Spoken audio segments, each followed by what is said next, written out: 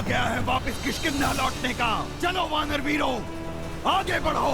चलो वानर वीरों, चलो आगे बढ़ो। कुछ तो करना होगा, किंतु यहां से जा भी नहीं सकता मैं। क्या करूं मैं? किसी ने महाराज सुग्रीव की मति को फेर दिया है। अवश्य ही किसी आसुरी माया के प्रभाव में है महाराज।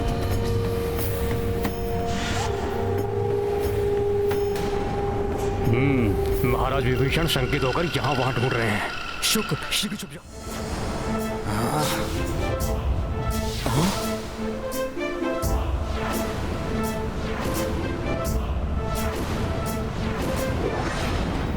हनुमान, हट जाओ मेरे मार्ग से। इस आसुरी माया के प्रभाव को नष्ट करने के लिए मुझे योग विद्या का सहारा लेना होगा। ये दिव्य आभा असहनीय हो रही है। ये क्या है महाराज सुग्रीव पर? ये कैसी छाया?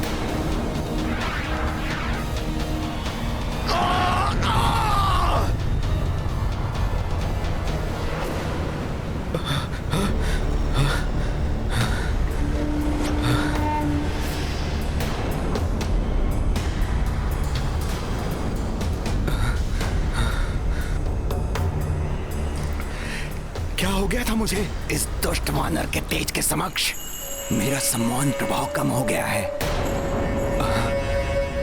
प्रतीत हो रहा है जैसे महाराज सुग्रीव की तंद्रा टूट गई हो। कैसे हुआ ये? युवराज अंगद, जिस व्यक्ति के मूलाधार चक्र आदि सातों कुंडलियां जागृत हो जाती हैं, वो असीम तेज से संपन्न हो जाता है। उसके समक्ष कोई भी आसुरी शक्ति टिक नहीं पाती।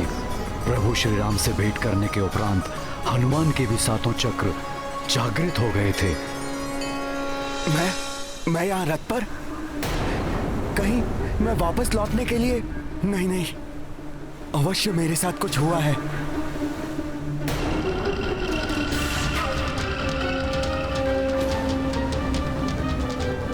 दोनों वही राक्षस हैं जो वानर का रूप धारण किए हुए हैं।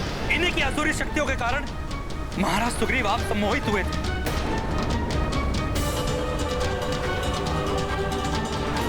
और अपनी समस्त सेना को वापस लौटने का आदेश दे रहे थे। भागकर कहां जाओगे सखा?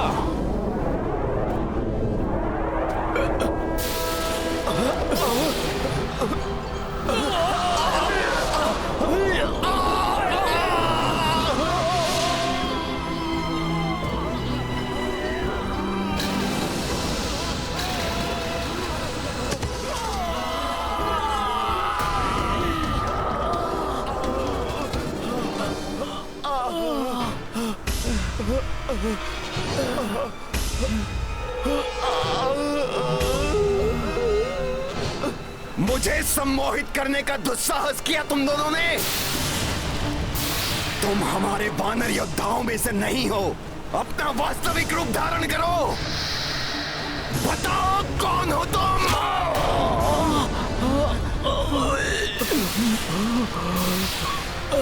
मेरे समक्ष तुम्हारी माया नहीं चलेगी।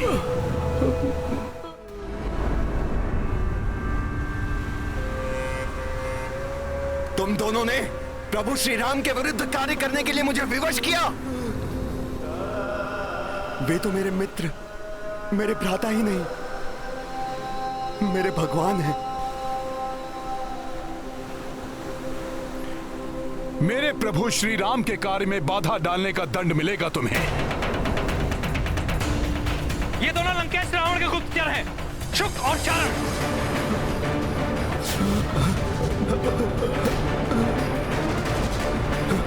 इन दुष्टों को यही दंडित कीजिए। मार दो इन्हें। इन दुष्टों को यही दंडित कीजिए। मार दो क्षमा करें वानर श्रेष्ठ, हम तो अपने स्वामी के आदेश का पालन कर रहे थे। क्षमा के योग्य नहीं तुम दोनों असुर। तुम्हें तो यही समाप्त कर देना चाहिए। कर दीजिए इनका। विभीषण तो क्या, रावण भी मुझसे क्षमा मांगकर मेरी शरण में आए तो शरणागत धर्म के अनुसार मैं उसे भी अस्वीकार नहीं करूंगा। मैं प्रभु श्री राम की शरण में आना चाहता हूँ। प्रभु श्री राम मुझे क्षमा कर देंगे, वो बड़े दयालु हैं। नहीं, ये दोनों छल कर रहे हैं। प्रभु की सहृदयता और उनकी नीति का लाभ लेना चाहते हैं ये दोनों। नहीं नहीं नहीं नहीं, ऐसा नहीं है, ऐसा नहीं है। मैं इन धूर्तों को अब नीति सिखाता हूँ।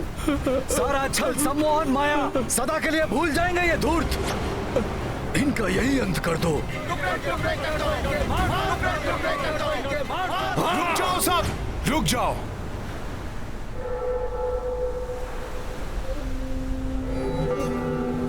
ये प्रभु श्री राम की शरण मांग रहे हैं।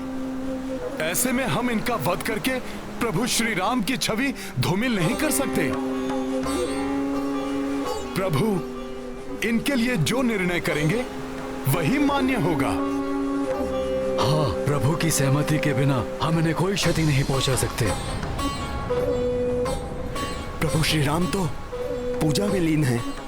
लक्ष्मण भैया, अब आप ही बताइए, इन दुष्टों के साथ क्या करना है? हनुमान जी उचित कह रहे हैं। जब भैया श्री राम की पूजा और ध्यान संपन्न हो जाएगा, समुद्र देव प्रसन्न होकर हमें लंका तक जाने का मार्ग दे देंगे, तब भैया श्री राम ही इन दोनों के भाग्य का निर्णय करेंगे। तब तक इन दोनों को कड़ी निगरानी में रखना होगा।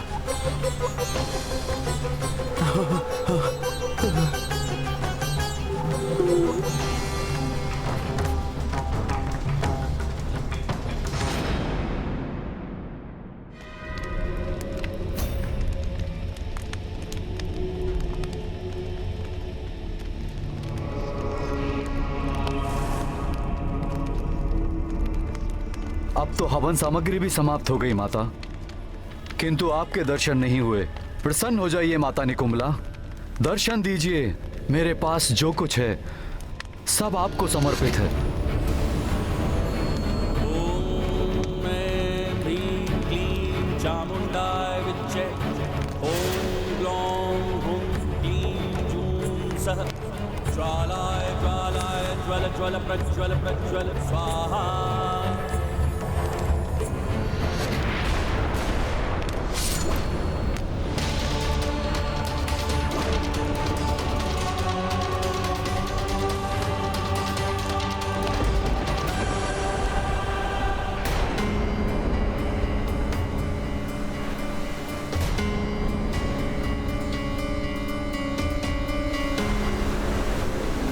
हनुमान जी, भैया श्री राम की पूजा अपने चरम पर पहुंच रही है, किंतु समुद्र देव पर इसका कोई भी प्रभाव होता दिखाई नहीं दे रहा। मैं भी यही सोच रहा हूं भ्राता लक्ष्मण। अभी तक समुद्र देव ने दर्शन क्यों नहीं दिए?